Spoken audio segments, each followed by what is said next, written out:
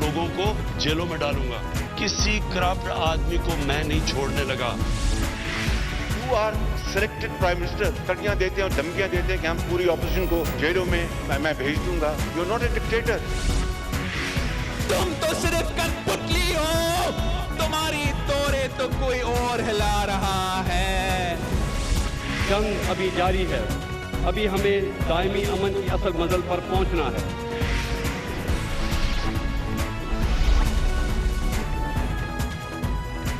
अस्सलाम वालेकुम, मैं हूँ कामरान खान। तकरीबन 2 हफ्ते कबल अमेरिका के शहर मिनियापोलिस में एक सियाह फार्म की सफ़ेद फार्म पुलिस वालों के हाथों हलाकत हुई थी। इंतहाई जाबराना और बहुत ही ज़ालिमाना कदम देखने में आया और इसने पूरे अमेरिका में आवाम को, ख़ास तौर पर सियाह फार्म आवाम के जज्बात को उबाल दिया और लोग दीवानावार सड़कों की तरफ निकले हैं। और अब ये कैफियत है कि लोग इस पूरे मामले को नस्ली जो मुनाफरत है उसके ख़िलाफ़ एक आलमी तहरीक बना रहे हैं। और अब ये पूरा मामला अमेरिका के शोहरों से, गली कूचों से निकल के यूरोप, ऑस्ट्रेलिया, न्यूजीलैंड वगैरह भी फैल रहा है। लोग मुसलसल मुतालबा कर रहे हैं कि नस्ली मुनाफरत ख़त्म की जाए और ख़ास तौर पर सफ़ेद फार्म ममालिक में जहाँ पर सियाह फार्म अक्सरियत आबादी को इस हवाले से शदीद शिकायत मौजूद हैं। ये मामलात अब न सिर्फ ये कि अमेरिका के बड़े शहरों में रोज़ाना देखने में आ रहे हैं, लोग हज़ारों की तादाद में निकलते हैं, मगर उसके साथ ही अब हमने देखा है कि यूरोप के बड़े बड़े शहरों में, चाहे वो लंदन हो, पेरिस हो, फ्रैंकफर्ट हो, म्यूनिख हो, लोग निकल रहे हैं। और बुनियादी मुतालबा अमेरिका में मुजाहिरीन का ये है कि पुलिस इस्लाहात की जाए, पुलिस को सियाह फार्म लोगों के ख़िलाफ़ जो उनका रवैया है उसको तब्दील किया जाए और पुलिस के ख़िलाफ़ इनकलाबी तब्दीलियों की बात की जा रही है इन मुजाहिरीन की जानिब से। दिलचस्प बात यह है कि इन मुजाहिरों के दौरान भी पुलिस की हाई हैंडेडनेस, मुजाहिरीन के ख़िलाफ़ ताकत का इस्तेमाल भरपूर अंदाज में देखने में आया, जिसने मुजाहिरीन के जज्बात को मज़ीद उकसाया उनको और बहुत ही उनमें गुस्से का अंसर जो है वो नुमाया हुआ। Officer in Seattle places his knee on a suspect's neck. Watch a woman on the ground on her knees and then watch a police officer hit her in the head. Body cam footage captured the tasing and violent arrest of 2 unarmed college students. A 75-year-old man was shoved to the ground by 2 cops and seriously injured. A police officer on Friday tasing an African-American man. Striking him in the head. Reporters are finding themselves literally in the firing line. Hit with a shield in the stomach, a punch to the lens. Another officer lashes out with a baton as we run. The guy with the blood running down his face is a Minneapolis Star Tribune reporter.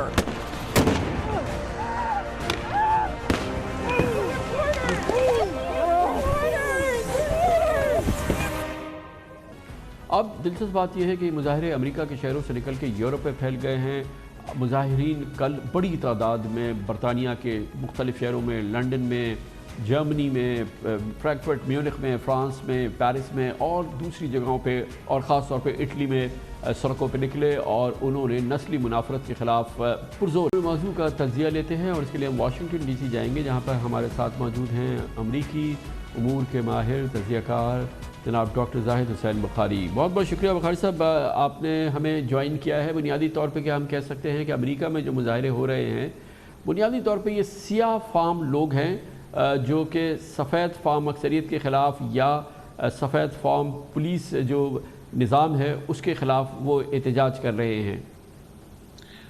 जी बहुत शुक्रिया कामरान भाई, लेकिन नहीं, मेरा ख्याल ये इस दफ़ा ऐसा नहीं है।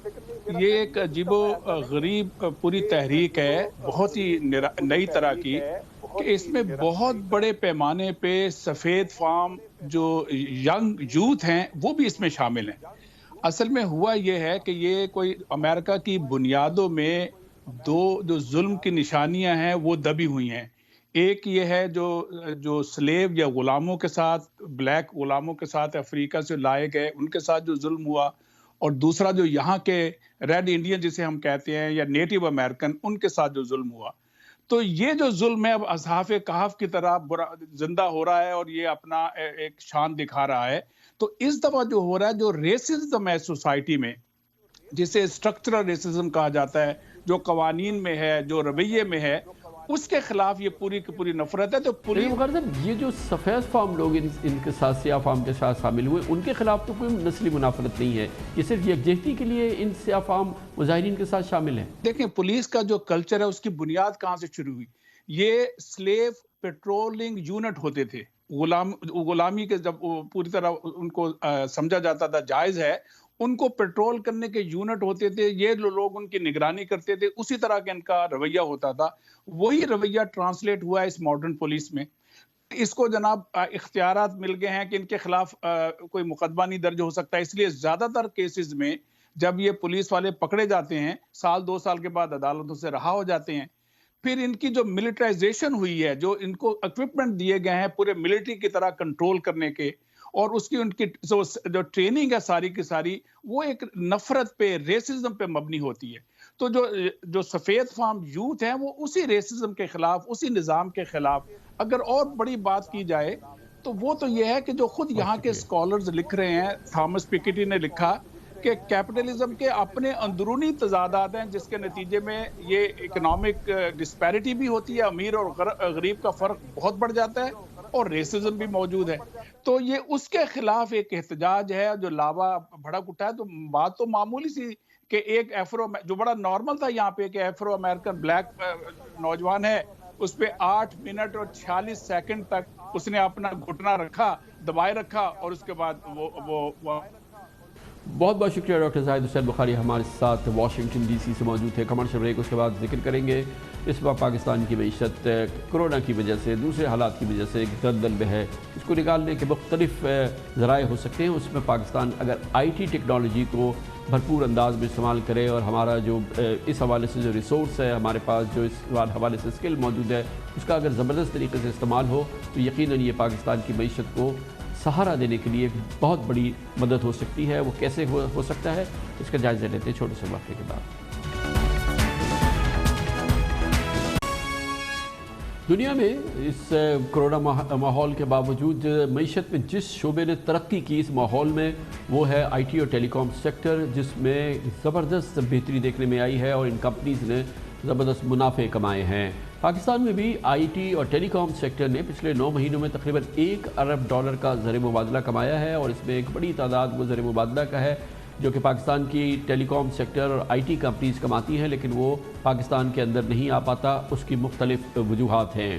پاکستان میں اس وقت اندازے کے مطابق تقریباً 100 آئی ٹی کمپنیز کام کرتی ہیں, معاف کیجیے گا تقریباً 5000 آئی ٹی کمپنیز کام کر رہی ہیں, جو کہ چھوٹی بھی کمپنیز ہیں, تھوڑی مڈل سائز کمپنیز بھی ہیں, اور دنیا کے 100 ملکوں میں پاکستان کی آئی ٹی سروسز جو ہیں وہ فراہم کی جاتی ہیں.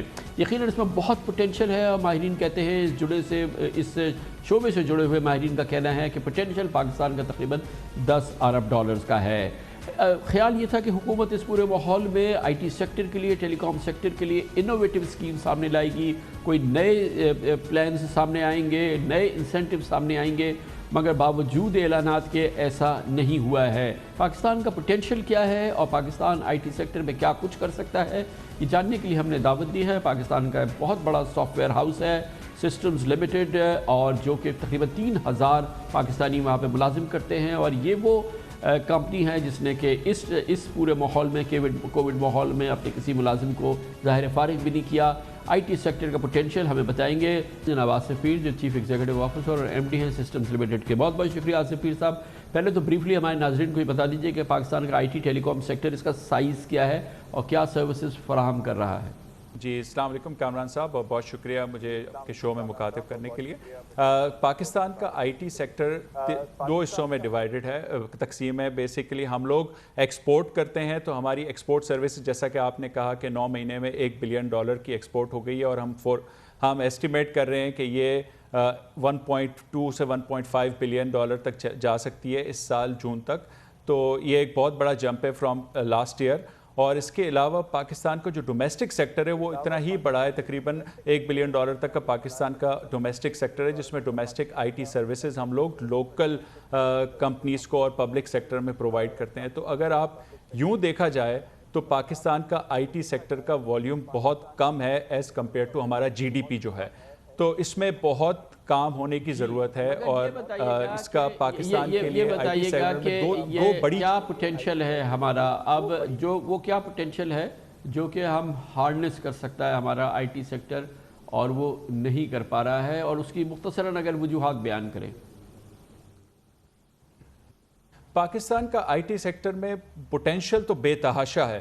اگر کوئی ایک سیکٹر ہے پاکستان میں جو گرو کر سکتا ہے ٹائمز پہ، ابھی آپ جو بھی گروتھ پرسنٹیج لیتے ہیں 10%، 20%، پاکستان آئی ٹی سیکٹر وہ ہے جو اگر آپ کہیں کہ 100% گروتھ کر سکتا ہے تو وہ بالکل کر سکتا ہے. تو اس کے لیے جو کیوں نہیں کر پا رہا، آپ نے یہ بہت اچھا سوال کیا. اس کی وجہ یہ ہے کہ اس میں آپ کو 3 وجوہات اس کی بتاؤں گا. نمبر 1، پہلی وجہ یہ ہے کہ پاکستان کے آئی ٹی سیکٹر کی ہمیں یہاں پر ہم لوگ ریگولر ٹیکسٹائل یا دوسرے سیکٹر سے مختلف، اس طرح ہم کوئی سیمپل دے کے کوئی چیز بیچ نہیں سکتے. لوگوں کو یہاں آنا ہے، اور پاکستان میں چونکہ ایئر لائن انڈسٹری اینڈ دوسری ایئر لائنز بھی نہیں آتی، اور پاکستان میں لوگ باہر سے لوگ اتنا ٹریول ایڈوائزری کی وجہ سے نہیں آتے، تو وہ ہماری سروسز کو دیکھ نہیں سکتے، ہمارے ڈیٹا سینٹر کو نہیں ایویلیویٹ کر سکتے. جب وہ ہمیں آ کے ہمارے لوگوں سے نہیں ملتے، ان کا کانفیڈنس نہیں آتا ہم لوگوں پہ. تو یہ ایک بہت بڑی ہرڈل ہے جو ہمیں تھی، اور آہستہ آہستہ وہ کم ہو رہی ہے. لیکن جیسے جیسے اگر ہم اس پہ انویسٹ کریں گے، اور یہ صرف پاکستان آئی ٹی انڈسٹری کے لیے نہیں ہے، اگر یہ ساری ہم پاکستان کو ہمیں ایز اے سیل کرنا ہے، ایز اے برانڈنگ پاکستان. اور دوسری وجہ یہ ہے کہ ہمارے پاس آئی ٹی کا ٹیلنٹ، جو ہمیں ٹیلنٹ چاہیے ایکسپورٹ کرنے کے لیے، تو وہ کیسے آئے گا؟ وہ جب ڈومیسٹک انڈسٹری ہماری گرو کری، جب ہم ڈیجیٹل پاکستان کا جو ہمارا ویژن ہے اس وقت، وہ جس طرح ہم اس کو جتنا گرو کر سکیں گے، جس طرح آپ کرکٹ میں پی ایس ایل میں جب ڈومیسٹک لوگ گرو ہوتے ہیں تو وہ ایکسپورٹ کرتے ہیں جو انٹرنیشنل کرکٹ کھیل سکتے ہیں، رائٹ؟ تو ہمارے لوگ، ہماری انڈسٹری میں جب تک ڈومیسٹک سیکٹر ایکسپینڈ نہیں ہوگا، اس وقت تک آئی ٹی کی ایکسپورٹ بھی اس طرح سے ہمارا ٹیلنٹ اویلیبل نہیں ہوگا. اور تیسری بہت امپورٹنٹ وجہ یہ ہے کہ ہمیں ایکسپورٹ آئی ٹی کمپنیز کو سمجھا ہی نہیں ہے کسی فائنینشیل انسٹیٹیوشنز نے یہاں پر، اور ہمیں ایکسپورٹ ری فائنانس یا کوئی گروتھ کرنے کے لیے کیپٹل چاہیے. آپ کوئی بھی بزنس کھولتے ہیں، شوگر انڈسٹری یا کوئی بھی کرتے ہیں، تو آپ کو کوئی کیپٹل جا کے کہیں سے لینا ہے. پاکستان میں کوئی بھی آئی ٹی کمپنی کو بغیر کولیٹرل کے کوئی بھی چیز، آپ فکس ایسٹ آپ کے پاس نہیں ہے تو نہیں دیتا. کوئی بھی چیز آپ کو، کوئی آئیڈیا ہے آپ کے پاس، تو کوئی وینچر کیپٹلسٹ کا یہاں پر ایکو سسٹم نہیں ہے جو آ کے اس کو سمجھے اور اس پہ انویسٹ کرے. لوگوں کا یہی ہوتا ہے. ہمارے ملک میں وینچر کیپٹلسٹ نہیں ہے، یا کیونکہ ظاہر ہے کہ آپ نے جیسے کہا کہ اس کا تو بڑا پوٹینشل ہے، اس کا نظام ہمارے یہاں پراپر کام نہیں کرتا وی سیز کا؟ جی، یہاں پر سر اویئرنیس نہیں ہے لوگوں کو یہاں پر وی سیز، اور لوگ اس پہ رسک نہیں لیتے. لوگوں کا یہ ہوتا ہے کہ مجھے نفع کتنا ملے گا. جب آپ آئی ٹی اسٹارٹ اپ اور انوویشن میں جاتے ہیں نا، تو لوگ پروفیٹیبلٹی نہیں دیکھتے، اس کا فیوچر گروتھ دیکھتے ہیں، پوٹینشل دیکھتے ہیں. تو وہ جب تک مائنڈ سیٹ لوگوں کا یہاں پر وی سی کا کلچر اور start up culture, innovation culture یہاں پر ابھی بھی بہت انفینسی اسٹیج پہ ہے. تو بہت ابھی شروع میں سارا کچھ ہو رہا ہے، تو ابھی آہستہ آہستہ بڑھ رہا ہے، لیکن وہ اس اسٹیج پہ پہنچ گیا ہے جس سے آپ کو انوویشن ملے، جس سے آپ کو گروتھ ملے، تو وہ ہرگز ابھی نہیں ہوا. اس کی وجہ سے ایک بہت بڑا آپ دیکھتے ہوں گے کہ لوگوں کو ویلیویشن ملتی ہے آئی ٹی کمپنیز میں. جو آپ نے یہ بتائیے گا کہ یہ میں اکثر سنتا رہتا ہوں کہ جو بھی ہماری بہت ہی معمولی ایکسپورٹس ہیں جو پروسیڈز ہمارے یہاں آتی ہیں، $1 بلین اس سال کی ہے، اس فائنینشیل ایئر کی ہے، مگر کہا یہ جاتا ہے کہ ہمارے یہاں پیمنٹ پلیٹ فارم نہیں ہے، جیسے پے پال یا دوسرے جو اسٹیبلشڈ پیمنٹ پلیٹ فارم ہیں، جس کی وہ بھی ایک بڑی ایک ہنڈرنس ہے کہ ہماری جو ایکچوئل پروسیڈز ہیں وہ ریفلیکٹ نہیں ہوتی. اور آپ نے اس کو مینشن نہیں کیا ویسے. جی دیکھیں، وہ ایکسپورٹ گروتھ کے لیے آپ کے ایک، جس طرح آپ نے سنا ہوگا، آپ نے بالکل صحیح کہا کہ ہماری اگر انڈسٹری سے بات کریں گے، وہ کہتے ہیں کہ $1 بلین ایکسٹرا، $1 سے $2 بلین ایکسٹرا ہے جو ریمٹ نہیں کرتے. اس کی سب سے بڑی وجہ یہ ہے یہاں پر کہ جب آپ یہاں پر پیسہ کوئی لے آتا ہے تو وہاں سے آپ واپس لے جانا پاکستان سے امپاسبل ہے. اگر میں آئی ٹی کمپنیوں میں گرو کرنا چاہتا ہوں تو مجھے ایک سبسیڈری کھولنی ہے، باہر ملک میں انویسٹ کرنا ہے، کمپنی کو ایکوائر کرنا ہے تاکہ میری گروتھ ہو سکے. اب گروتھ کے لیے جب لوگ پیسہ واپس نہیں لے جا سکتے ریگولر چینل سے، تو وہ پھر لوگ ہنڈرنس ہیں کہ لوگ بھیجتے نہیں ہیں. اور چھوٹی کمپنیز کو فیسیلیٹیشن بھی نہیں ہے یہاں پر کہ ان کو ایکسچینج ریٹس وہ نہیں ملتے، ان کو کوئی انسینٹیو نہیں ہے کہ وہ جو یہاں لے کے پیسہ آئیں، اور پھر جب لے آئے اور اگر ان کو باہر جا کے گروتھ کرنی ہے، ایکوائر کرنا ہے، کمپنیز کو انویسٹ کرنا ہے، تو وہ کیسے لے کے جائیں گے؟ تو اس وجہ سے وہ بہت بڑا ایک لوگ رک جاتے ہیں اور پیسہ باہر رکھتے ہیں اور یہاں پر صرف اتنا خرچہ بیچتے ہیں کہ وہ اپنی کاسٹ نکال سکیں, کہ جتنے بندوں کی سیلریز ہیں وہ نکالیں, باقی سارا پروفٹ وہ وہاں رکھتے ہیں اور وہاں گروتھ کرتے ہیں. اس سے ریمیٹنس میں کافی کمی ہے. اسی لیے آئی تھنک گورنمنٹ کو کچھ ہمیں ان کے ساتھ مل کے ہمارے ساتھ ایسے پروگرام ہوں جس سے ایک لوگوں کو انسینٹیوائز ہوں کہ لوگ یہاں پیمنٹ بھیجیں اور لوگ واپس لے جائیں. جب مجھے کانفیڈنس ہوگا کہ میرے پاس میں یہاں پر جب جتنے پیسے لے کے آؤں اور اسی میں سے میں کچھ پیسے باہر گروتھ کے لیے لے جا سکوں, تو وہ لوگ کو فیسیلیٹیشن ملے گی اور لوگ کریں گے. پھر بہت بہت شکریہ جناب آصف پیر ہمارے ساتھ موجود تھے, C E O MD systems limited. Commercial break, اس دوران آپ نیوز ہیڈ لائن دیکھیں گے, جس کے بعد ہم اپنے پروگرام کے باقی حصے کے ساتھ واپس آتے ہیں.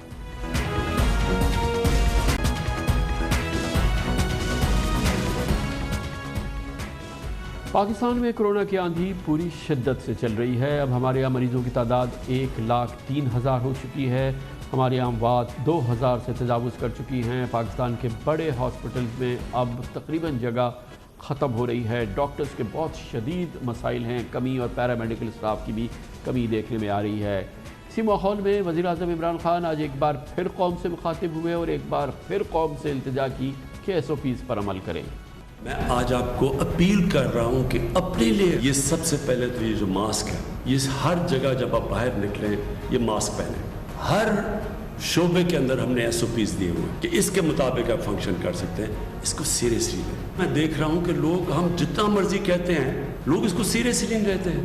اب ہمارے اوپر ہے, ہم لوگوں پہ ہے, آپ سب پہ ہے کہ اگر ہم اب احتیاط کر لیں, پاکستان اس تباہی سے نہیں گزرے گا جو کئی اور امیر ترین ملکوں کے اندر جس طرح کی تباہی آئی ہے. برازیل جیسے ملک میں 1500 لوگ ایک دن کے اندر مر رہے ہیں. اس سے امریکہ کے اندر 2000 سے زیادہ لوگ ایک دن میں مرتے ہیں. لیکن اگر ہم نے احتیاط نہ کی, میں آج آپ کو کہہ رہا ہوں کہ ایک بڑا مشکل وقت آپ کے لیے آنے والا ہے. مگر بہت ہی یہ امپورٹنٹ بات ہے کہ اگر پاکستان کے عوام چاہیں, پاکستان کی قوم چاہے, تو اس عذاب کو ٹالا جا سکتا ہے, اس کے نقصان کو کم کیا جا سکتا ہے, اس آندھی کے رخ کو موڑا جا سکتا ہے. مگر اس کے لیے ضروری ہے کہ پاکستان کے عوام کو آگاہی ہو کہ یہ کتنا بڑا کرائسس ہے. ہمارا مسئلہ یہ ہے کہ ہمارے ان پڑھ لوگ تو ایک جانب, شہروں میں رہنے والے پڑھے لکھے لوگ بھی اس سے انکاری نظر آتے ہیں. گیلپ پاکستان نے پچھلے 3 مہینے کے دوران تقریباً 5 سروے کیے, جس میں جو حقائق سامنے آئے ہیں وہ ہمیں بتاتی ہے کہ ہماری قوم اس معاملے میں کس قدر حقیقت سے انکاری ہے اور کس قدر کیفیت ان کی خراب ہے, کیونکہ وہ اس کو ماننے کے لیے تیار نہیں ہے. کیونکہ اگر آپ دیکھیں تو ہمارے پاس جو اعداد شمار ہیں اس کے مطابق تقریباً 63% پاکستانیوں کو یہ یقین ہے کہ کرونا کو بڑا چڑھا کر پیش کیا جا رہا ہے. 63% سمجھتے ہیں کہ اتنی بڑی بات نہیں ہے. 74% میں شہری آبادی ہے. اس کے علاوہ 43% پاکستانی کرونا سے بچنے کے لیے کسی احتیاط کے لیے تیار نہیں ہے. 23% یعنی تقریباً 1/4 پاکستانی سمجھتے ہیں کہ غیر ملکی سازش ہے, اس کا کوئی وجود نہیں ہے. پاکستانی 24% پاکستانی ایسے ہیں جو ایک ماہ میں گھر میں 10 سے زائد لوگوں کو مدعو کر چکے ہیں اور ان کو کوئی سلسلے میں پرابلم نہیں ہے. 51% پاکستانی جمعے کی نماز باقاعدہ جماعت کے ساتھ ادا کرتے ہیں, جبکہ 10 میں سے 3 پاکستانی یہ سمجھتے ہیں کہ ملک سے 5% آبادی صرف کرونا سے بیمار ہو سکتی ہے. 95% کو تو کرونا سے کچھ ہوگا ہی نہیں. لیکن یہ گیلپ سروے وہی ہے جو کہ ہم سڑکوں پہ جب اپنا کیمرہ لے کے جاتے ہیں, عام پاکستانیوں سے جب کرونا کے حوالے سے سوال پوچھتے ہیں, جو ان کے جواب ہوتے ہیں وہ عکاسی کر رہا ہے گیلپ کا سروے. نہیں ہے, یہ ہمارا اپنا پیدا کرتا ہے. وہ اس بیماری سے نہیں مر رہے, بلکہ جتنی ان کی زندگی اللہ نے لکھی تھی وہ اس دنیا سے چلے گئے. کرونا کا کوئی مسئلہ نہیں ہے, یہ ہماری حکومت صرف اپنے فنڈز اکٹھے کرنے کے لیے, بھیک مانگنے کے لیے کر رہی ہے. کرونا کا کوئی مسئلہ نہیں, ہمارے نہ آس پاس اوپر نیچے ہر جگہ گھوم رہے ہیں, پھر رہے ہیں, کوئی مسئلہ نہیں ہے. کوئی کرونا نہیں بھائی, کوئی کرونا نہیں ہے. یہ صرف نا ڈرامے بازی ہے اور کچھ نہیں ہے. یہاں پر انٹرنیشنلی کوئی سازش لگ رہی ہے مجھے. انہوں نے WHO کے ساتھ کوئی پلاتا پیسہ, کوئی انہوں نے کمٹمنٹ کر لی ہے, پیسہ کھا رہے ہیں ان کا. کچھ سمجھ نہیں آ رہا ہے کہ یہاں کرونا چل رہا ہے یا کوئی اور پالیٹکس چل رہی ہے. جس طرح لگ رہا ہے نا یہ فیک ہو سکتا ہے, کیونکہ میں نے اپنی آنکھوں سے یا میں نے کسی بھائی سے خود اس بندے کو نہیں دیکھا ابھی تک جس کو اس طرح ڈیفیکٹ کیا. پتہ نہیں کرونا ہے یا نہیں, لیکن مجھے نہیں لگتا ہے. بس زیادہ تر افواہیں ہیں, میڈیا زیادہ پھیلا رہی ہے, حالانکہ ایسا کچھ ہے نہیں. کرونا ہے یا نہیں ہے مجھے تب تک یہ بھی سمجھ نہیں آ رہا ہے. میرے آس پاس تو کسی کو کرونا نہیں ہے. سارے جھوٹ بول رہے ہیں, اس سے آگے ہم کیا کہہ سکتے ہیں. ہمارے سامنے کوئی نزلے سے فوت ہو رہا ہے, کوئی ہارٹ اٹیک سے ہو رہا ہے, اس کو کرونا میں ڈرامے کر رہے ہیں. ہمیں دکھ تو نہیں رہا ویسے کرونا وغیرہ, تو ہاسپٹلس وغیرہ کے اندر اتنا نہیں دکھ رہا ہے, اتنا بڑے پیمانے پہ. हुकूमत हमारी बहुत पैसों के चक्कर में पता नहीं क्या करना चाह रही है ये। फी बॉडी कुछ पैसों के हिसाब से ही जा रही है, डॉक्टर्स वगैरह कुछ सीन ऐसा चल रहा है, मुझे ऐसा लगता है। इतना नहीं है जितनी इन्होंने अफवाह फैला दी है इसकी। ये तो सिर्फ एक अफवाह है, मुझे नहीं लगता कि कोरोना है पाकिस्तान में। मेरे ख्याल से कोरोना नहीं है, मईशत को कमज़ोर करने के लिए इन्होंने जो है गेम खेली है एक। आई गेस नहीं, हर किसी को कोविड में डाल के नंबरिंग बढ़ा रहे हैं बस। नहीं, बिल्कुल नहीं है, बिल्कुल ही नहीं है। आज तक कभी कोई मरीज़ नहीं देखा हमने कोरोना का। मैं तो कल वालदा को हॉस्पिटल लेके गया, वहाँ मुझे कोई नज़र नहीं आया। कोई बहुत बड़ी कोई साजिश है। इतना नहीं है जितना इन्होंने फैला दिया है। मैंने तो एक भी केस नहीं देखा, सब झूठ बोल रहे हैं। नहीं है कोरोना, हार्ट अटैक से भी मर रहे हैं, उन्हें भी कोरोना का नाम दिया जा रहा है। बिल्कुल नहीं है, सिर्फ तफरीह है, हंसी मजाक है। हमें अभी तक कोई ऐसा मरीज नहीं मिला हो जिसको कोरोना की वजह से डेथ हुई हो। ऐसा कुछ है नहीं, हम इन लोगों ने हंगामा मचा के रखा हुआ है। जितना बताया जा रहा है इतना तो नहीं है। नजर तो नहीं आ रहा कोरोना है या नहीं है। मैं समझती हूँ 5% है, 95% नहीं है। कि हम इस पूरे माहौल पे हंसे या रोए और ज़ोर से रहें, ये पाकिस्तानियों की आगाही है, ये उनकी अवेयरनेस है और ये उनका रिस्पॉन्स है उस बीमारी के हवाले से जो कि इस वक्त पूरी दुनिया में तकरीबन 71 लाख लोगों को मुतासर कर चुकी है, जिसमें कि तकरीबन 4 लाख अमवातें हो चुकी हैं। कोई मुल्क नहीं बचा, कोई मज़हब नहीं बचा, कोई नस्ल नहीं बची, कोई फ़िरका नहीं बचा, लेकिन उसके बावजूद हम पाकिस्तानी इसको मानने के लिए तैयार नहीं। आज वज़ीर-ए-आज़म इमरान खान ने कौम को इस हवाले से वार्न किया, एक बार फिर उन्होंने तंबीह जारी की कि कोरोना है, जारी रहेगा और ये जुलाई के आखिर और अगस्त तक इसमें कमी हम नहीं देख सकते। सारी जो इस वक्त हमारी जो जद्दोजहद वो ये है कि कोरोना आहिस्ता फैले, तेज़ी से ना फैले। हमें पता है कि कोरोना ने फैलना है, हमें पता है कि दुनिया में एक ट्रेंड ये है कि कोरोना फैलती जाती है, फिर एक पीक करती है, फिर वो नीचे आनी शुरू हो जाती है।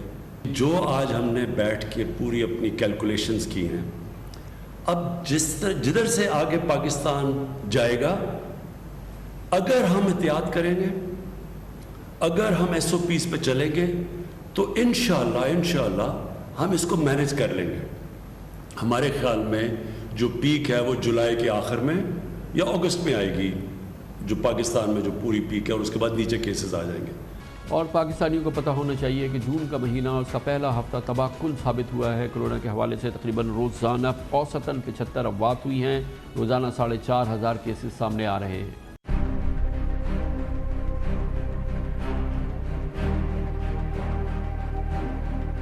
पहली से 7 जून के दौरान कोरोना वायरस के टेस्ट, मुतासरीन की तादाद और अमवात ने बुलंद तरीन शरह के रिकॉर्ड बनाए।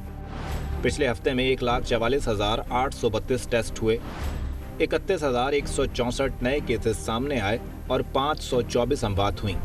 जून के पहले 7 दिनों में पंजाब में 10,623 केसेस रिपोर्ट हुए और 218 अमवात हुई, जबकि सिंध में 9,863 मुतासरीन सामने आए और 169 अफराद इंतकाल कर गए। पाकिस्तान में कोरोना के पहले मरीज का इंतकाल 17 मार्च को हुआ था। पहली 500 अमवात 4 मई यानी 48 दिन में हुई, दूसरी 500 अमवात 20 मई यानी 16 दिन में हुई, तीसरी 500 अमवात 31 मई यानी 11 दिनों में हुई और चौथी 500 अमवात 7 जून यानी 7 दिनों में हुई।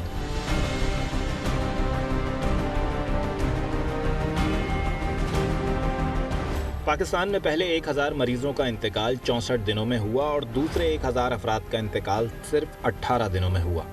पाकिस्तान में पिछले एक माह के दौरान कोरोना केसेस की तादाद में 3 गुना इजाफा रिकॉर्ड किया गया है। 7 मई को 25,000 मरीज थे, 2 हफ्ते बाद 22 मई को मुतासरीन की तादाद 50,000 हुई और उसके 2 हफ्ते बाद 7 जून को कोरोना मरीज 1 लाख से तजावज़ कर गए।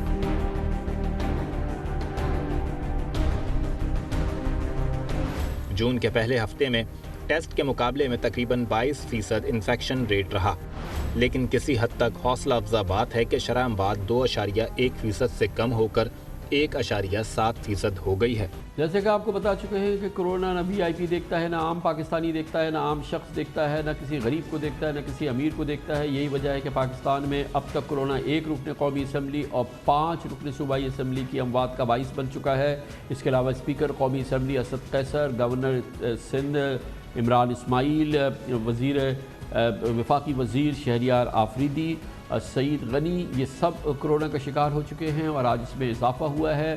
کرونا کسی جماعت کو نہیں دیکھتا۔ پاکستان کے سابق وزیر اعظم جناب شاہد خاقان عباسی اور وفاقی وزیر ریلوے جناب شیخ رشید احمد آج کرونا پازیٹیو ثابت ہوئے ہیں۔ یہ دونوں پاکستان کے قومی لیڈر عام پاکستانیوں کی طرح سے شاید کرونا کو اس انداز سے سیریسنس سے نہیں دیکھتے تھے جیسا کہ ایک عام پاکستانی دیکھتا ہے۔ اس کرونا وائرس کے جو اثرات ہیں ان کی تو ابتدا ہے، صرف اس وائرس کی نہیں، وہ تو میڈیکل ایشوز تو جگہ پر ہیں۔ ضرورت اس بات کی ہے کہ پارلیمنٹ کا اجلاس ہو، وہاں ایک متفقہ اسٹریٹجی اس چیز کے خلاف، کوئی مشکل نہیں ہے، بہت 6-6 فٹ کے فاصلے پر بیٹھیں، ماسک پہنیں، بڑے آرام سے اجلاس ہوگا۔ کسی کو کرونا ہو گیا تو میں ذمہ داری قبول کرنے کو تیار ہوں۔ کرونا وائرس کی زیادہ تھوڑا بڑھ گیا خدا نہ خواستہ، حالانکہ اس سے گھبرانے کی ضرورت نہیں ہے۔ کسی نے ماسک نہیں لگایا ہوا، ماسک کے لیے اتنی پینک کریٹ کرنے کی ضرورت نہیں ہے۔ ماسک وہ لگائے جو بیمار ہے۔ آج سپریم کورٹ میں کرونا وائرس کے حوالے سے جو اسقط نوٹس ہے اس کی سماعت ایک بار پھر شروع ہوئی اور آج سپریم کورٹ آف پاکستان نے اپنا وہ حکم واپس لے لیا جس کے ذریعے کہا گیا تھا کہ ہفتے اور اتوار کو بھی مارکیٹس کھولی جائیں۔ سپریم کورٹ نے نہ صرف یہ کہ اس حکم کو واپس لیا بلکہ کہا کہ ان کو اندازہ ہے کہ کرونا کی شدت میں اضافہ ہو رہا ہے۔ آج سپریم کورٹ کی آج بھی بہت اہم کارروائی ہوئی اس حوالے سے۔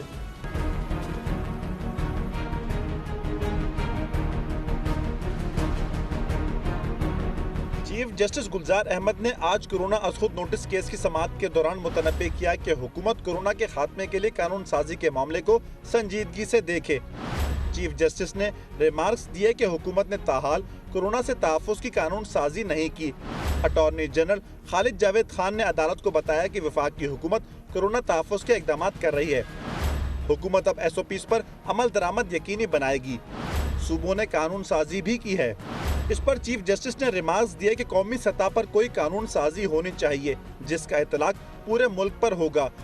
چیف جسٹس نے استفسار کیا کہ ملک کے تمام ادارے کام کر سکتے ہیں تو پارلیمنٹ کیوں نہیں۔ جسٹس اعجاز الحسن نے تشویش ظاہر کی کہ نہیں معلوم کورونا مریضوں کی تعداد کہاں جا کر رکے گی۔ عید کے موقع پر لوگوں نے SOPs کو نظر انداز کر دیا۔ ویکسین کی دریافت تک واحد راستہ احتیاطی تدابیر ہیں۔ جسٹس اعجاز الحسن نے زور دیا کہ شہریوں کو بھی ذمہ داری دکھانا ہوگی۔ جسٹس مظاہر علی اکبر نقوی نے نقطہ اٹھایا کہ SOPs پر مکمل عمل درآمد اور کورونا سے تحفظ کا حل قانون سازی ہے۔ کرونا کے حوالے سے پاکستان کے عوام اور خواص میں غیر سنجیدہ رویہ، کرونا کے حوالے سے ابہام، سازشی ذہنیت کی عکاسی اور انکاریت، ان سب کی وجوہات اور یہ تمام تاثرات کس حد تک پھیلے ہوئے ہیں یہ ہمارے ساتھ شیئر کریں گے اور اس کے لیے آج ہم نے دعوت دی ہے۔ ہمارے ساتھ موجود ہیں چیئرمین گیلپ پاکستان جناب ڈاکٹر اعجاز شفیق گیلانی۔ بہت بہت شکریہ ڈاکٹر صاحب، بڑا زبردست سروے مسلسل آبویسلی گیلپ کرتی رہتی ہے، مگر یہ تمام سرویز جو اس حوالے سے 5 سرویز گیلپ نے کیے ہیں یہ واضح طور پہ ثابت کر رہا ہے کہ سب سے بڑا مسئلہ کرونا کے حوالے سے پاکستانیوں کے ساتھ یہ ہے کہ وہ انتہائی غیر سنجیدہ ہیں اس پوری کیفیت کے حوالے سے، اور یہ شاید اتنا ہی بڑا مسئلہ ہے پاکستان کے لیے جتنا خود کرونا ہے۔ جی بہت شکریہ کامران صاحب مجھے یہ دعوت دینے کا۔ آپ کے سامنے چونکہ اعداد و شمار ہیں اور غالباً آپ اسکرین پہ اسے دکھا بھی چکے ہیں، اس میں تو کوئی شبہ نہیں ہے کہ 60% کہ اس سے بھی زائد لوگ سمجھتے ہیں کہ اس میں کوئی مبالغہ آ رہی ہے۔ اور ابھی آپ جو گلی بازار میں لیے ہوئے انٹرویو سنا بھی رہے تھے، اس میں ایک تعداد یہ کہتی ہے کہ میں نے کسی کو دیکھا نہیں ہے، کیونکہ ان کے مشاہدے میں ایسی بات نہیں ہے۔ اس لیے اس غیر سنجیدگی پن میں تو کوئی کلام نہیں ہے۔ البتہ تصویر کا دوسرا رخ اگر میں آپ کو بتاؤں تو وہ یہ کہ انہی سرویز میں ہمیں اتنی تعداد کم و بیش یہ کہتی ہے کہ انہیں ڈر ہے کہ کہیں ان کے اپنے گھر میں یہ بیماری نہ آ جائے۔ تو آپ مجھ سے تمام سوالات کو ملا کر اگر کوئی تجزیہ کروانا چاہیں تو اس میں غیر سنجیدگی پن تو ہے، لیکن اس سے بھی زیادہ اہم ایک پریشان خیالی ہے۔ اور اس پریشان خیالی میں یہ تو ڈاکٹر صاحب اگر کہیں سے بھی اس حوالے سے پریشان خیالی ہے، میں تو اس کو ایک مثبت بات سمجھوں گا. کہیں تو کوئی پریشانی ہو، کہیں تو ذہن میں یہ ہو، تو اس کو فردر ہم جو ہے اس کو کیسے ہارنس کر سکتے ہیں کہ کورونا کے حوالے سے پریشانی تو اس کے جب پریشان ہوں گے تو پھر آپ تحفظ کریں گے نا کہ ہم اس پریشانی کو پھیلائیں. درست ہے آپ کی بات. اسی وجہ سے میں نے آپ کے سامنے یہ دوسرا پہلو بھی پیش کیا کہ اگر ہم ان دونوں کو سامنے رکھتے ہوئے اپنی کمیونیکیشن اسٹریٹجی بنائیں تو وہ بہتر ہوگا. وہ آپ کافی ڈاکٹر صاحب وجہ کیا ہے جو ہمارے یہاں جو غیر سنجیدہ رویے ہم نے شہروں میں دیکھے خاص طور پہ، اور ہم مسلسل آپ لوگ تو ظاہر ہے بڑا سائنٹیفک سروے کرتے ہیں، ہم لوگ اکراس دا بورڈ گئے ہیں، یہ جو ہمارے شہروں میں اس قدر یہ غیر سنجیدہ رویہ اور سنگین غیر سنجیدہ رویہ جو ہم دیکھ رہے ہیں، یہ ہم تو پڑھے لکھے لوگوں سے اپیرنٹلی بات کر رہے ہیں، اس کی کیا وجہ ہو سکتی ہے؟ صرف پاکستانیوں کو اس پہ ہم الزام نہیں دے سکتے.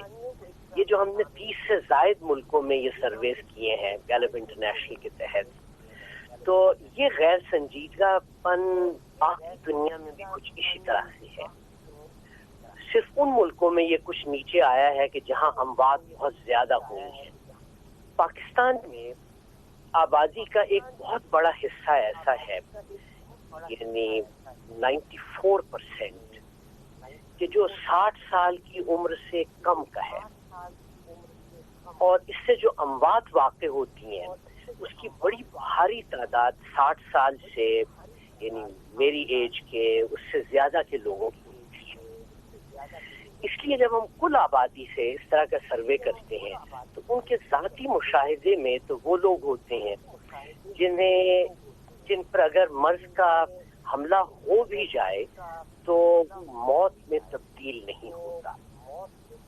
یہ ایک وجہ ہے کہ کل آبادی کی ایک بڑی تعداد سمجھتی ہے کہ یہ کوئی بہت بڑا خوف نہیں ہے.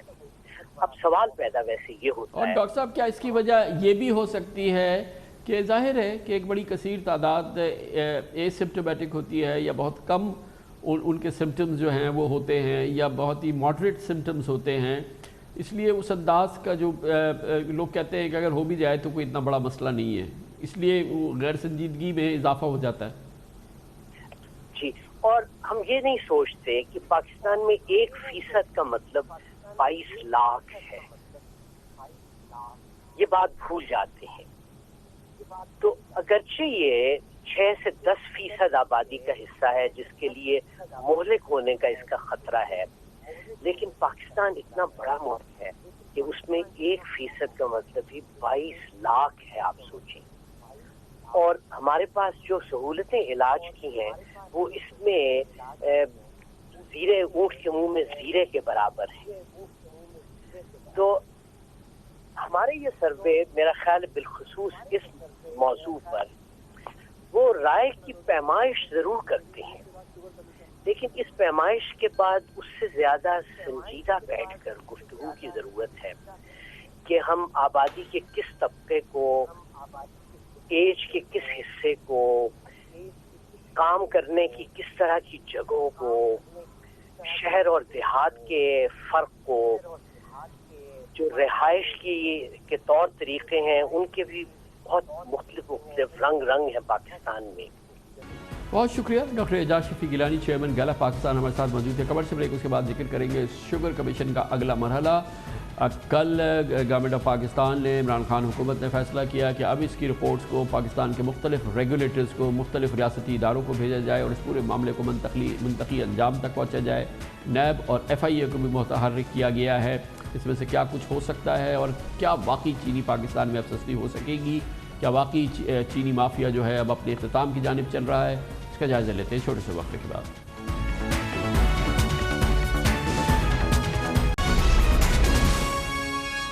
وزیر اعظم عمران خان کا عزم بھی ہے اور ارادہ بھی. وہ چاہتے ہیں کہ پاکستان میں سیاسی خاندانوں کے پسندیدہ کاروبار یعنی چینی کے کاروبار کو اوور ہال کرے، اسے مافیا سے پاک کرے، لوگوں کو چینی سستی ملے اور یہ سسٹم صاف اور شفاف ہو جائے. اس کے لیے انہوں نے شوگر کمیشن بنایا جس نے فورینسک آڈٹ کیا، اور اب یہ رپورٹ اور یہ آڈٹ جو ہے کل فیصلہ کیا گیا کہ متعلقہ اداروں کو بھیجا جائے گا، ریگولیٹرز کو بھیجا جائے گا، اس میں SCCP، کمپیٹیٹو کمیشن، SCCP کے علاوہ اسٹیٹ بینک آف پاکستان، اس کے علاوہ FIA اور دوسرے جو منسلکہ ادارے ہیں ان کو بھی متحرک کیا گیا، اور نیب کو بھی کہا گیا کہ وہ اس کی تحقیقات میں شامل ہو۔ کل وزیر اعظم کے معاون خصوصی برائے احتساب شہزاد اکبر اور وزیر اطلاعات شبلی فراز نے ایک پریس کانفرنس سے خطاب کیا اور کہا کہ 7 نکات تجویز کیے گئے ہیں جس کے حوالے سے تحقیقات ہونی ہے، اور اس کے ساتھ ساتھ خاص طور پہ وزیر اعظم یہ چاہتے ہیں کہ پچھلے 5 سال کے دوران جو 29 ارب روپے کی سبسڈی چینی مل مالکان کو دی گئی اس کی جڑ تک پہنچا جائے، اور اس حوالے سے جو بھی اگر گھپلا ہے تو اس کو دیکھا جائے اور اس کے جو ملزمان ہیں ان کو قرار واقعی سزا دی جائے۔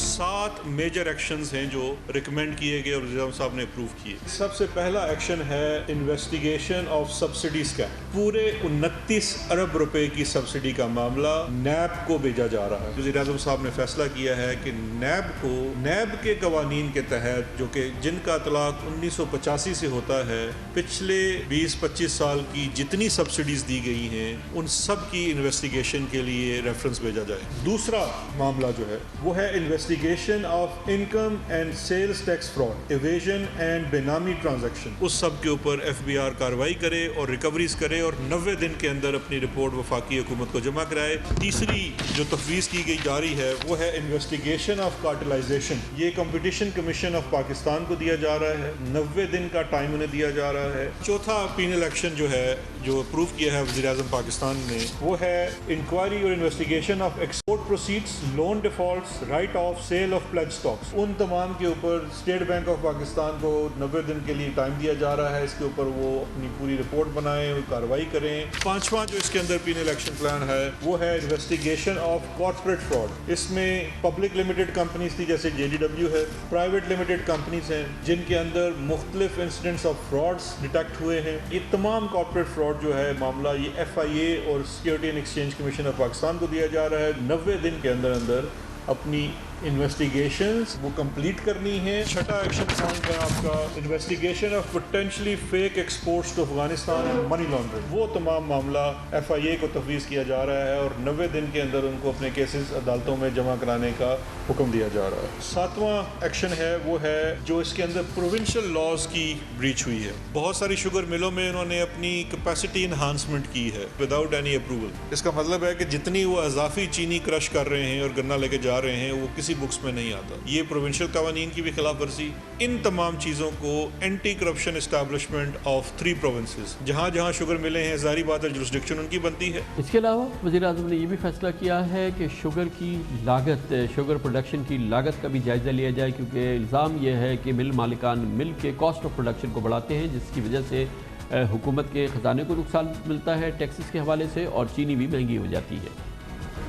وزیر اعظم صاحب نے ریکمنڈیشن کو اپروو کیا ہے کہ منسٹر آف انڈسٹریز ان کی سربراہی میں ایک کمیٹی بنے جو کہ شوگر کی پرائسز، ایک تو وہ شوگر پالیسی کے اوپر کام کرے گی وہ کمیٹی، حماد رضا صاحب اس کی سربراہی کریں گے جو منسٹر آف انڈسٹریز ہیں۔ سیکنڈلی اس وقت جو چینی کی بازار میں قیمت ہے اس کو ریشنلائز کرنا according to the price of production, cost of production جو ہے جو کہ کمیشن نے ڈٹرمن کی ہے، یہ ان کی ذمہ داری لگائی جا رہی ہے بیکاز یہ منسٹری آف انڈسٹریز کے نیچے آتا ہے۔ ان کی سربراہی میں کمیٹی ہے جس میں ان کو پروونشل کوآرڈینیشن بھی کرنا پڑے گی، لیکن یہ ان کو دی جا رہی ہے کہ اس کی چینی کی قیمت میں کمی کے لیے بھی فوری طور پہ ایکشن لیا جائے تاکہ وہ ایک امیڈیٹ ریلیف بھی عوام کو مل سکے۔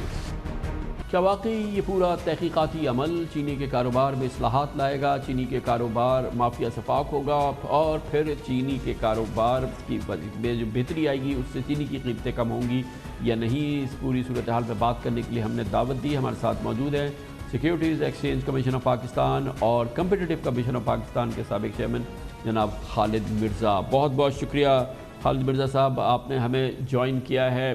بہت ہی ایکسٹینسو انکوائریز آرڈر کی ہیں پرائم منسٹر نے اس شوگر بزنس کے حوالے سے، اور اس کی بیسس ظاہر ہے کہ وہ شوگر کمیشن رپورٹ ہے، پھر وہ فورینسک آڈٹ ہے جو کہ سب کے سامنے ہے، اور یقیناً یہ بات تو اس میں تو کوئی شک نہیں ہے کہ چینی کا کاروبار جو ہے اس کا ایک بڑا حصہ آف بکس ہوتا ہے، یعنی کہ اس کو پراپرلی ریکارڈ نہیں کیا جاتا، اور چینی کے مل مالکان اور چینی کی جو کمپنیز ہیں، جو یونٹس ہیں، ان کی نیم پلیٹ جو کیپیسٹی ہے اور جن کی ایکچوئل کیپیسٹی ہے اس میں کافی فرق ہوتا ہے.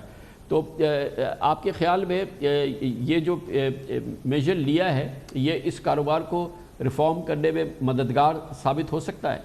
یہ تو دیکھنے والی بات ہے کامران صاحب. ویسے پہلے تو میں آپ کا شکریہ ادا کروں گا کہ آپ نے مجھے دعوت دی، مگر پہلی چیز تو میں یہ کہنا چاہوں گا کہ یہ جو رپورٹ بنی ہے جو آپ کے سامنے ہے، ہم سب کے سامنے ہے، جو میں نے پوری نہیں دیکھی ابھی، مگر لگ یہ رہا ہے کہ یہ رپورٹ کافی کمپریہنسو ہے. اس میں کافی سارے فیکٹس کافی ایکیومولیٹ کیے ہیں انہوں نے، اور بڑے مطلب جذبے کے ساتھ. اور اس میں یہ نہیں کہ انہوں نے پی ایس ایم اے کے اوپر رلائی کیا ہے، یہ اپنی انہوں نے کاسٹ آڈٹ ٹیمز گئی ہیں ان کی، جنہوں نے یہ فیکٹس سارے جمع کیے ہیں، پھر ان کو سفٹ کیا، ان کو انالائز کیا. تو سب یہ بات تو بہت اچھی ہے، کم از کم ہمارے سامنے حقائق تو آ گئے. مگر اس میں جو میں آپ کہنا چاہوں گا وہ یہ ہے کہ جو مجھے جو اس کی جو لگتا ہے، جو مجھے اس رپورٹ میں، کہ مارکیٹ کی سمجھ نہیں ہے جو دکھائی دے رہا ہے، نہ مجھے بزنس کی سمجھ بھی نہیں دکھائی دے رہی. تو یہ دو باتیں ہیں.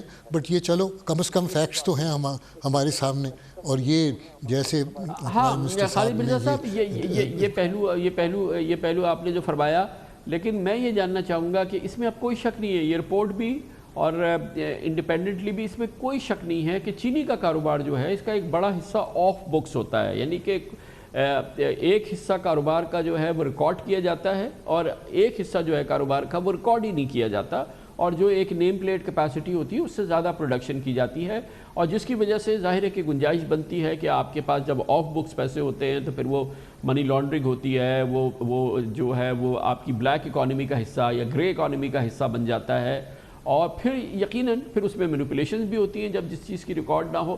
تو ضرورت تو ہے اس بات کی کہ ونس اینڈ فار آل اس کاروبار کو ریفارم کیا جائے. یہ صحیح کہہ رہے ہیں، ونس اینڈ فار آل باقی اور سیکٹرز کو بھی کرنا چاہیے نا. بات یہ ہے کہ یہ صرف چینی کے ساتھ جو خاص ہمارا لگاؤ ہے، تو مگر یہ جو نشاندہی ہوئی ہے اس رپورٹ میں بدعنوانیوں کی وغیرہ وغیرہ اور ہر لیول پہ، مگر یہ ساری چیزیں یہ ہماری معیشت میں پھیلی ہوئی ہیں، یہ صرف یہاں نہیں ہے چینی میں. لیکن میں آپ کو یہ واضح طور پہ بتانا چاہ رہا ہوں. اور دوسری بات میں آپ کو کرنا چاہ رہا ہوں کہ یہ صرف ہمارے ملک میں نہیں ہے، یہ تو ترقی یافتہ ملک ہے ان میں بھی یہ ہے، بلکہ میں یہ کہوں گا کہ وہاں یہ جو اس قسم کی چیزیں ہیں وہ بڑی سوفسٹیکیٹڈ لیول پہ ہے. جو ہمارا ہے یہ تو بالکل بچکانا ہے. یہ مطلب یہ اگر آپ نے فراڈ سیکھنا ہے اور اگر آپ نے اس قسم کی چیزیں سیکھنی ہے تو نیو یارک جائیں تو آپ کو پتہ لگے گا کہ کیسے کیا. ہم تو وہاں سے ٹیکنیکل اسسٹنس لے سکتے ہیں اس چیز کی. یہ تو بالکل معمولی سی باتیں ہیں. تو مطلب کمپیئرڈ ٹو جو ہو رہا ہے آپ یہ فرما رہے ہیں کہ آئیڈیا اچھا ہے، یہ ساری چیزیں اچھی ہیں، لیکن اس کو کنفائن شوگر تک نہیں کرنا چاہیے. پاکستان میں اکثر کاروبار اور جو میجورٹی جو بزنسز ہیں اس نوعیت کے، وہ ان میں یہ چیزیں موجود ہیں، یعنی کہ انڈاکیومنٹڈ بزنس، انڈاکیومنٹڈ انکمز، اور پھر آف دا بکس کاروبار جو ہے یہ پھیلا ہوا ہے پاکستان میں. تو اگر ایک بہتر یہ ہوگا کہ ایک آل انکم پاسنگ جو ہے وہ تحریک چلائی جائے. میں صرف انڈاکیومنٹڈ کی بات نہیں کر رہا، مگر جہاں تک انڈاکیومنٹڈ کا تعلق ہے، یہ ہماری پوری معیشت 50-60% انڈاکیومنٹڈ ہے. تو یہ تو ہمیں ریکگنائز کرنا چاہیے نا. اس رپورٹ میں کوئی چیز ایسی نہیں آئی جو میرے لیے حیران گو ہے. یہ یہاں پہ یہ جو ہم جو دیکھ رہے ہیں مسئلہ، مگر کچھ باتیں ہیں جو ان کو اصل میں پوری طرح سے سمجھ نہیں ہے میں انفارچونیٹلی. بٹ چلو ایک طرف ہے وہ ہم کور کر سکتے ہیں. میں آپ کو ایک چیز بتاؤں، آپ نے یہ بات کی آف دا ریکارڈ، یہ کہتے ہیں کہ یہ جو ہے نا کیا کہنا، یہ بہت سارے گنا خریدتے ہیں آف بکس، پھر اس کو وہ یہ پروسیس کرتے ہیں اور آف دا بکس اس کو بیچتے ہیں. چلو یہ بات ہوگی، یہ سارا آف دا بکس ہو گیا. مگر ساتھ وہ کہتے ہیں کہ اس کا جو امپیکٹ ہے وہ کاسٹ پہ آتا ہے باقی پروڈکشن کی. یہ میری سمجھ کے بالا تر ہے تاکہ 90% کاسٹ تو گنے کا ہے. وہ اس لیے کہتے ہیں خالد مرزا صاحب میں آپ کو بتاتا ہوں، وہ اس لیے کہتے ہیں کہ کاسٹ آف پروڈکشن یہ کیلکولیٹ کرتے ہیں جو ان کی نیم پلیٹ کیپیسٹی ہوتی ہے، یعنی کہ جو ان کی آفیشیل کیپیسٹی ہوتی ہے اس پہ وہ کرتے ہیں اس کو کاسٹ آف پروڈکشن کو کیلکولیٹ، جبکہ وہ پروڈکشن اس سے کہیں زیادہ کر رہے ہوتے ہیں. اور ظاہر ہے کہ جب آپ پروڈکشن اس میں کہیں زیادہ کر رہے ہیں تو آپ کی ایکچوئل کیپیسٹی تو وہ بہت زیادہ ہوتی ہے، لیکن آپ انڈر کیپیسٹی میں اس کو جب چارج کر رہے ہوتے ہیں تو اس سے کاسٹ آف پروڈکشن آپ کی بڑھ جاتی ہے، اور اس طرح سے پھر آپ کو اس کا ٹیکسز میں بھی فائدہ ہوتا ہے اور پھر اس کے آپ کو دوسرے فائدے بھی ہوتے ہیں. اس طرح سے کاسٹ آف پروڈکشن کو مینوپولیٹ کیا جاتا ہے. مدمانہ طور پہ میں بتا رہا ہوں کہ محض اس کا کہ یہ گنا باہر سے خریدتے ہیں آؤٹ سائڈ دا بکس، اور پھر جو اس کے اوپر جو چینی پروڈیوس ہوتی ہے وہ آف دا بکس بیچی جاتی ہے، جو باقی آن دا بکس پروڈکشن ہے اس کے اوپر کاسٹ کا امپیکٹ نہیں ہوتا جتنا اس رپورٹ میں نشاندہی کی گئی ہے. میں یہ کہنے کی کوشش کر رہا ہوں. وہ آپ صحیح کہہ رہے ہیں، باقی باتیں جو آپ نے کی ہیں میں اس پہ ڈسپیوٹ نہیں کر رہا.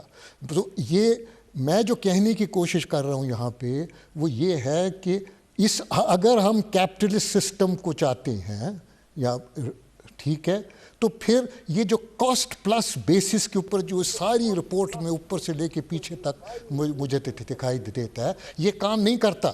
آپ نے جو دیکھنا ہے، دیکھیں نا کاسٹ جو ہے نا وہ ایک بزنس مین جو ہے جو ویوپاری ہے وہ دیکھتا ہے کاسٹ کو کہ میں بزنس میں رہوں کہ میں نہ رہوں. بہت بہت شکریہ جناب خالد مرزا ہمارے ساتھ موجود تھے، سابق chairman securities exchange commission of Pakistan, سابق chairman competitive commission of Pakistan. Commercial break اس کے بعد ذکر کریں گے. عمران خان حکومت کو کریڈٹ دینا چاہیے، میں تو سمجھتا ہوں کریڈٹ دینا چاہیے. اسٹیل مل پاکستان اسٹیل کے مسئلے کے حوالے سے ایک کوئی قدم تو اٹھایا اور فیصلہ یہ کیا گیا ہے کہ اب ان تمام ملازمین کو جو 5 سال سے ہاتھ پہ ہاتھ رکھ کے بیٹھے ہوئے ہیں، حکومت ان کو تنخواہیں ادا کر رہی ہے، مل بند ہے پچھلے 5 سال سے، اب اس معاملے کو ختم کیا جائے. گولڈن ہینڈ شیک آفر کر دیا گیا ہے ملازمین کو. حالانکہ پاکستان اسٹیل کی تباہی کی ذمہ داری پی ٹی آئی کے تو حکومت کے ذمہ نہیں آتی ہے، اور مگر اس کے پیچھے تمام حکومتیں شامل ہیں ماسوائے جنرل پرویز مشرف کی حکومت، جب پاکستان اسٹیل آخری بار منافع میں چل رہی تھی اور بہت ہی فعال ادارے کے طور پہ کام کر رہی تھی. اس کی بات کرتے ہیں چھوٹے سے وقفے کے طور پر.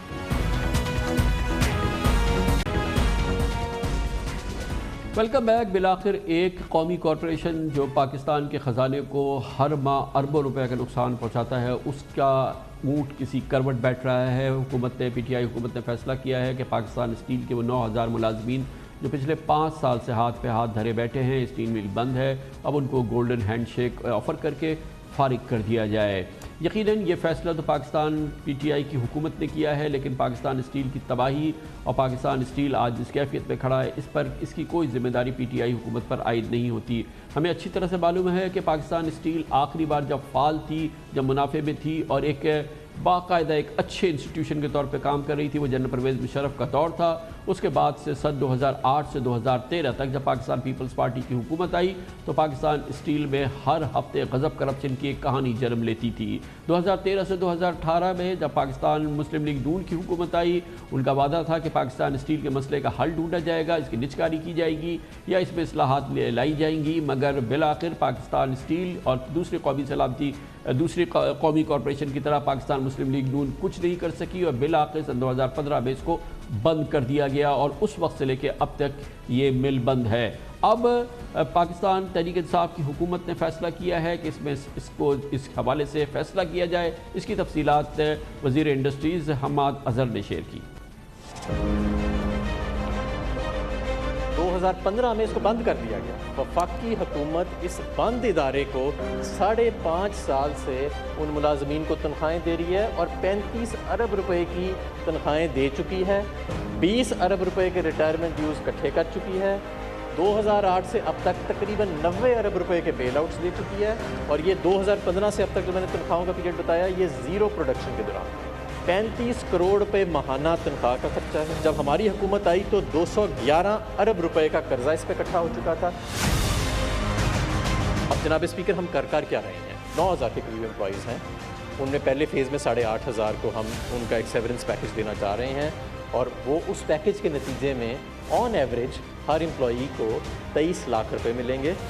سن 2008 سے سن 2018 تک 10 سال کے دوران پاکستان اسٹیل مل تباہی کے دہانے پہ پہنچی، بلکہ تباہ ہو گئی۔ ان 10 سال میں اور یہ 2 سال جو پی ٹی آئی کی حکومت ہے، اس دوران پاکستان اسٹیل پر حکومت کے خزانے سے جو خرچہ ہوا ہے وہ اس کے علاوہ ہے، اور اسی دوران گو کہ پاکستان پیپلز پارٹی اور پاکستان مسلم لیگ نون کی حکومت اور وزرائے اعظم مسلسل کہتے رہے کہ وہ قومی کارپوریشن کو، پاکستان اسٹیل کو ایک نئی آب و تاب کے ساتھ بحال کریں گے۔ اسی دوران پاکستان اسٹیل کے لیے پاکستان پیپلز پارٹی نے 42 ارب روپے اور پاکستان مسلم لیگ نون کی حکومت نے 18 ارب روپے کی سبسڈی دی۔ 10 سال کے دوران 60 ارب روپے تو حکومت کے خزانے سے اس پر خرچ کیے گئے، اور وہ وعدے جو جناب نواز شریف اور پاکستان پیپلز پارٹی کے وزیر اعظم سید یوسف رضا گیلانی نے کیے تھے، وہ ہوا میں کہیں گم ہو گئے۔ پاکستان اسٹیل ملز، پی آئی اے، یہی وہ ادارے ہیں جس پہ 500 ارب کے لگ بھگ ہم ہر سال جو ہے وہ ضائع کر رہے ہیں پیسہ۔ آپ کی حکومت اس امر کا پختہ عزم رکھتی ہے کہ اربوں روپے کی وہ رقم بچائی جا سکے جو خسارے میں چلنے والے حکومتی اداروں کی نظر ہو رہی ہے۔ ہماری آنکھوں کے سامنے اسٹیٹ اونڈ انٹرپرائزز جو ہیں پاکستان کی، اس میں اربوں خربوں کا جو ہے وہ نقصان ہو رہا ہے۔ ان کے لاسز کو فوری طور پہ ختم کرنا چاہیے، بند کرنی پڑتی ہیں بند کریں، پرائیویٹائز کرنی پڑتی ہے پرائیویٹائز کریں، پبلک پرائیویٹ پارٹنرشپ کے ذریعے سے آپ ختم کرتے ہیں۔ اگر ہم نہیں کر سکتے تو پھر ہمیں حق نہیں ہے کہ ہم حکومت چلائیں۔ پاکستان اسٹیل ملز ہو، پی آئی اے ہو یا پاکستان ریلویز، یہ صرف گزشتہ 5 برس کے دوران یہ ادارے 2500 ارب روپے ہڑپ کر چکے ہیں۔ ہمیں اس ملک پر ترس نہیں آتا؟ ایک عظیم پاکستان کی تعمیر کے لیے یہ زنگ آلود مشینری میرے لیے قابل قبول نہیں۔ آپ پی آئی اے لینا چاہتے ہیں، آپ اسٹیل مل لینا چاہتے ہیں، آپ لے لیں۔ ہم بھی گناہگار شامل ہیں اس میں کہ ہم نے یہ 500 ارب کی لائبلٹی کریٹ کی ہے۔ اسٹیل ملز کو درست کرنے کے لیے I have given a timeline to the Minister for Finance. Like steel mills, railways, ان کی ریسٹرکچرنگ کے لیے ہم چاہتے ہیں کہ اس کی ریسٹرکچرنگ کی جائے۔ پبلک سیکٹر آرگنائزیشنز، اس کی ریسٹرکچرنگ جیسے پی آئی اے ہے، اسٹیل ملز ہے اور دوسرے پبلک سیکٹر آرگنائزیشنز ہیں، انشاءاللہ ان کے اوپر بھی ہم پورا کام کریں گے۔ 30 ارب روپے دیے جائے اسٹیل مل کو تو 3 ارب کا منافع کما سکتی ہے ہر بس۔ ہاں، ہم سے بھی غلطی ہوئی، ہم ایک ہی وقت میں پیکیج دے دیتے تو آج یہ چل پڑتی ہے۔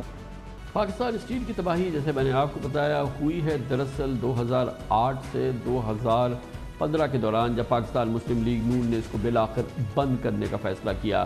اس سے پہلے یہ قوم کا قابل فخر ادارہ تھا، منافع میں کام کرتا تھا اور ہر لحاظ سے پاکستان کی معیشت کے لیے ایک بہت ہی امپورٹنٹ ستون تھا۔ اس تباہی کی کہانی آپ کو دکھاتے ہیں۔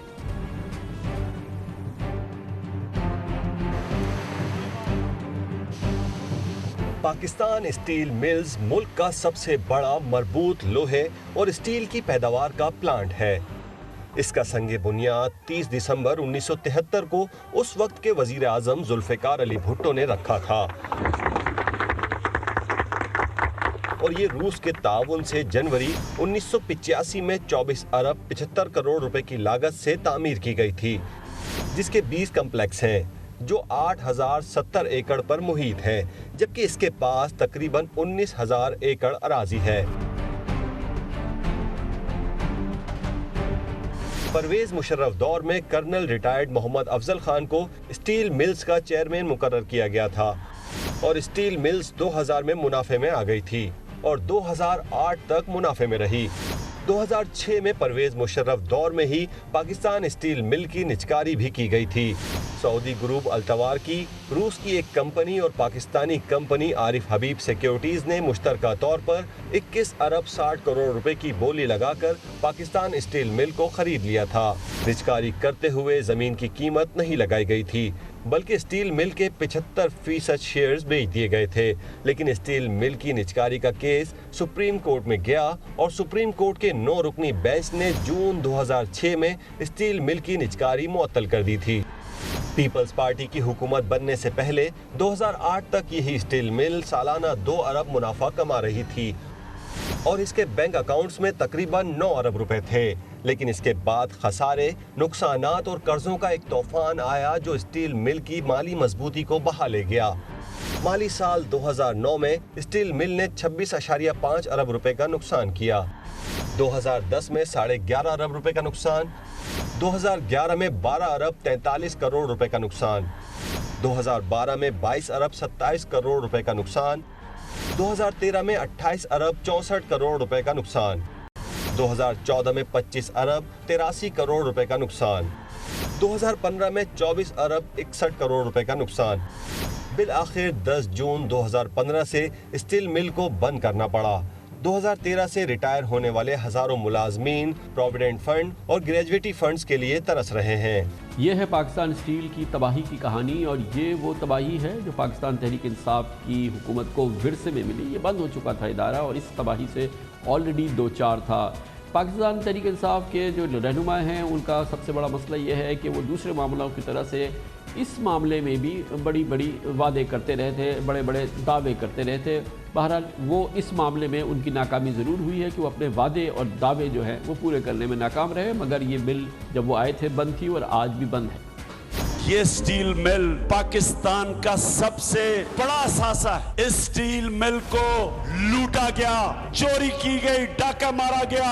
ये स्टील मिल हम कैसे ठीक करेंगे? मैनेजमेंट ला के, प्राइवेटाइज करके नहीं, मैनेजमेंट ठीक करके। इसी नई मैनेजमेंट से ये स्टील मिल इंशाल्लाह फिर से नफा कमाएगी। स्टील मिल जो है एक मुनाफा बख्श इदारा हो सकता है, इंशाल्लाह ताला होगा।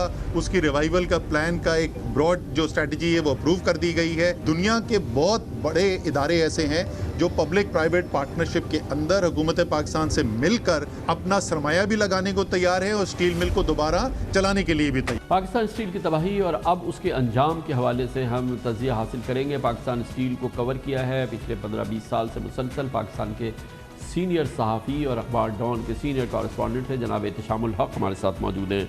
बहुत बहुत शुक्रिया एहतिशाम साहब। आप जब से ये स्टील मिल बहुत अच्छे ज़माने का था, बहुत फाल था, ये मुनाफे कमा रहा था, उस वक्त से लेकर अब तक आप पाकिस्तान स्टील को फॉलो करते रहे हैं। आपके ख़्याल में ये तबाही जब 2008 और 2009 में शुरू हुई तो उसके बाद से इसने पीछे मुड़ के क्यों नहीं देखा, और ये तबाही का सफ़र जो है ये बिलाखिर 2015 में इख्तिताम पजीर हुआ जब ये बिलाखिर बंद हो गई?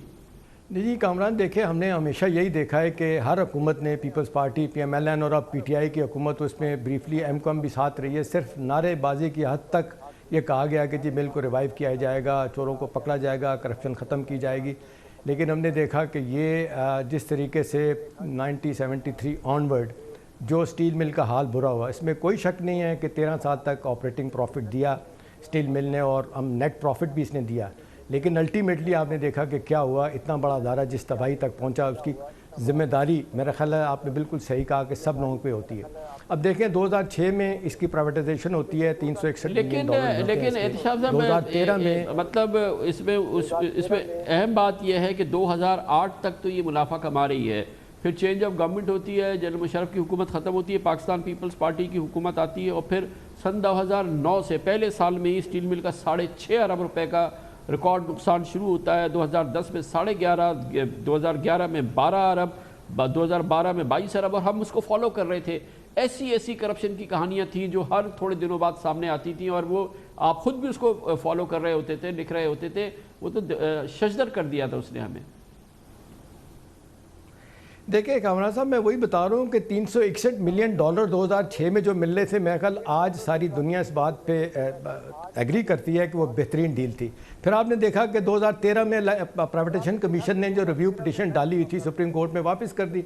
फिर मार्च देखा कि 2018 में साकिब निसार साहब जब चीफ जस्टिस से खालिद अनवर साहब पेश होते हैं, वहाँ पे वो पूछते हैं कि जी अनहर्ड आपकी पिटीशन स्टील मिल की है, उसको लाया जाता है सामने। तो मैं कहता हूँ ये बहुत अच्छा फैसला था, उसको किया गया, लेटर ऑफ इंटेंट इशू किया गया। फिर हमने जिस तरीके से देखा कि शेयर परचेज एग्रीमेंट भी होता है, जिस कंपनी का भी आप जिक्र कर रहे हैं, जिस इंडस्ट्रियल ग्रुप का, उसके बाद से फिर हमने देखा 75% शेयर मिल जाते हैं उनको। ठीक है, वो बुक वैल्यू थी 18 रुपये 60 पैसे की, लेकिन 16 रुपये कुछ 50 पैसे पे इसके शेयर जो दे दिए गए। लेकिन मैं ज़ाती तौर पे कामरान साहब मैं कहूँगा कि मुझे 40 मिलियन डॉलर की भी मिलने की उम्मीद नहीं थी जो हालात पाकिस्तान में क्रिएट किए गए, जिस तरीके से प्राइवेटाइजेशन के काम को। तो एहतिशाम साहब, अगर हम पाकिस्तान स्टील की जब तबाही की तारीख लिखें تو اس میں ہم یہ پاکستان پیپلز پارٹی اور PMLN کی حکومت کے ساتھ اور خاص طور پہ پیپلز پارٹی کی حکومت کے ساتھ خاص طور پہ جو سب سے بڑی تباہی اس کی جو اب کیفیت ہے اس میں بڑا کردار سپریم کورٹ کے اس فیصلے کا بھی ہے جو جسٹس افتخار محمد چودھری کی صدارت میں دیا گیا. بالکل آپ صحیح کہہ رہے ہیں. ہائنڈ سائڈ میں بھی آپ دیکھ لیں بعد میں جتنے نیشنل انٹرنیشنل سطح پہ تبصرے ہوئے افتخار چودھری صاحب کے فیصلے کو کنڈیم کیا گیا, کرٹیسائز کیا گیا. یہ صرف ایک چھوٹا معاملہ نہیں تھا, اس کے بعد سے پاکستان کے پرائیویٹائزیشن کے نظام کے اوپر لوگوں کا کامران صاحب اعتماد اٹھ گیا. لوکل اور باہر کے جو ہے انویسٹرز ہیں وہ بڑھ کے انہوں نے پاکستان کی طرف نہیں دیکھا. اس کا نتیجہ نہیں نکلا کہ باقی ہمارے اسٹیٹ کارپوریشن کی ہیمریجنگ آج بھی جس کی 1200 روپے کی ہو رہی ہے اس کی طرف کوئی نہیں آیا. آپ دیکھ لیں جب پرائیویٹائز کیے گئے ادارے چاہے بینکس ہیں, انڈسٹریل گروپ کے جتنے بھی ہوئے ہیں وہ سارے آج پروفٹ شو کر رہے ہیں. اور ویسے بھی ساری دنیا میں کامران صاحب آپ دیکھ لیں شروع کا تجربہ ارجنٹینا کا, برازیل کا ٹھیک نہیں تھا, بعد میں آپ دیکھ لیں وہ بھی کامیاب رہا. آپ اس کے بعد برطانیہ کی تھیچر صاحبہ کی مثال دیکھ لیں, پھر ملیشیا, ٹرکی اور پھر آن ٹاپ آف رشیا آپ دیکھ لیں. انہوں نے گیس پروم اتنا بڑا جائنٹ ہے ان کا گیس کا, اس کے شیئر بھی دینے شروع کر دیے ہیں کیونکہ وہ سب لوگ سمجھتے ہیں کہ حکومتیں کاروبار نہیں کر سکتی. اور کامران صاحب ہمارے ملک میں تو یہ ثابت ہو گیا کہ حکومتیں جو ہے نا وہ کنائونس کرتی ہیں, بیڑا گرک کرتی ہیں اداروں کا. اور اب جب کہ ہم دیکھ لیں اکنامک ریوائول نہیں, اکنامک سروائیول کی بات ہے, اس ادارے کا بک جانا ہی ہر صورت میں بہتر ہے. جو نیا آدمی آئے گا اس کو چلائے گا, اس میں ہم دیکھتے ہیں نہ صرف اپنا پروفٹ کمائے گا, اس سے پہلے کہ اس سے بھی بدتر صورتحال ہو جائے. PIA, ڈسکوز, دوسری جو ہماری قومی کارپوریشنز ہیں جو اتنی ہی تباہی کا شکار ہے, خدا را ان سے ہمیں جان چھوڑانی چاہیے, اس کا مطلب ہے. بالکل آپ صحیح کہہ رہے ہیں. PIA پہ آپ دیکھ لیں معذرت کے ساتھ اس موقف اس حکومت کا تھا ہم دے دیں گے, اسٹیل مل پہ بھی ان کا یہی موقف تھا, لیکن پبلک کے دباؤ میں آ کے یہ کہہ دیتے ہیں. اب مجھے بتائیں کہ اس سے زیادہ بہترین پیکج کبھی کسی کو تاریخ میں ملا ہے؟ کسی کمپنی کارپوریشن کو مل کو 23 لاکھ روپے فی آدمی کو ملے گا, وہ بجائے اس کے کہ ان کو تنخواہیں نہ ملیں. حکومت کے پاس 70 کروڑ روپے ہر مہینے دینے کے لیے پیسے نہیں ہیں, اوپر سے بجٹ جو آ رہا ہے وہ اتنی برے حالات میں آ رہا ہے کہ میک اور بریک کی سچویشن ہے. تو یہ پرائیویٹائز کریں, اس کو جو 4 پیسے ملتے ہیں اس کو ڈھنگ طریقے سے خرچ کریں, اور پھر جو نیا جو بھی آئے گا جو ادارے. بہت بہت شکریہ. احتشام الحق پاکستان کے سینئر صحافی ہمارے ساتھ موجود تھے. اس کے ساتھ ہی ہمارے آج کے پروگرام کا اختتام ہوتا ہے. کل آپ سے پھر ملاقات ہوگی انشاءاللہ. کل تک کے لیے کامران خان کو اجازت. اللہ حافظ. ناصر.